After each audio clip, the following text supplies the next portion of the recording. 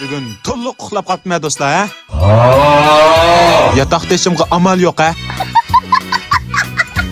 So'yfang'im chiqib, bugungi ish surimni boshlab ketdim. Yana kallam pishib qolsin deb 100 graduslik so'yatman do'stlar, ha? Bayzg'o. Yana mash qoraydigan, sog'rib, ko'karib ketgan tishlarimni cho'klab ketdim do'stlar, ha?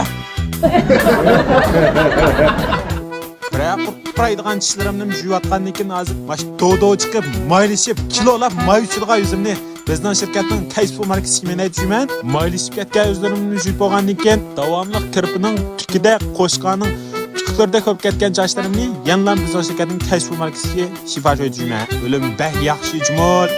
Maylishib ketgan yuzlarimni, tikanda ko'p ketgan sochlarimni yuvib bo'lgandan keyin qalay-qalashgan bo'lib qoldim do'stlar, ha? Kiyimlarimni kiyib bo'lgandan keyin hozir yana sinib o'rganish qilgandim, o'zim yolg'iz.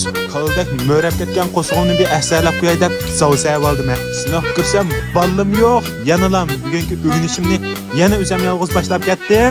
Qo'soqlarimni oddiylam aslab o'tib, ximiya o'rganib kallam azroq qatmal bo'lib qoldi. Bugun davomli mash bizning siyosatni o'rganimiz, ha. Bak amroq men siyosatga lekin bugun misaq 1 soat o'rganish qildim. Qilijaq narsani o'rganib oldim. Bu intamning qo'qmisammi bo'ldi, ha. Jiqlam narsiz vatdim-ku, o'girintung. Sangili bukay debchi hamdi. Sinfdagi ishlarimni tugitib, og'aynimni qashqasam gitar chalg'itibga aklama ish kuchini tingirib baqay deb gitarlarni olib, mo'ngloq chepib barma. Uxmisammi hamdi. Azroq jo'ngli qilib qo'ydim yerda. Sho'tga bir og'aynamga chiqsam o'tib kursak o'tib deb og'aynamni qashqamandim hozir. Birdam tutsam og'aynamni chiqdi.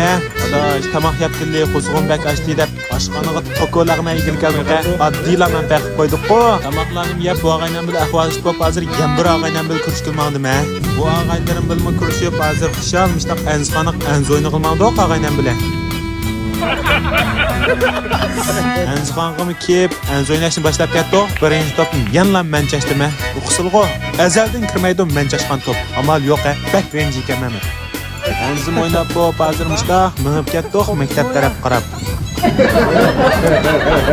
Oddilam og'aynam zo'pin tatib ko'rdimiz, ya. Og'aynam ishda o'ynatdim yerda. To'xtamay ishda o'ynagan bo'lib qoldim mashqada. Amal yo'q. Zo'pim tatib hozir maktabga nihmandi. Bugungi videomizmi mishada axlasin. Men mash izchil qo'llab, rag'batlantirib ko'rgan barliq do'stlarimga ko'p rahmat. Xayr xo'sh, keyingi san ko'rishaylik.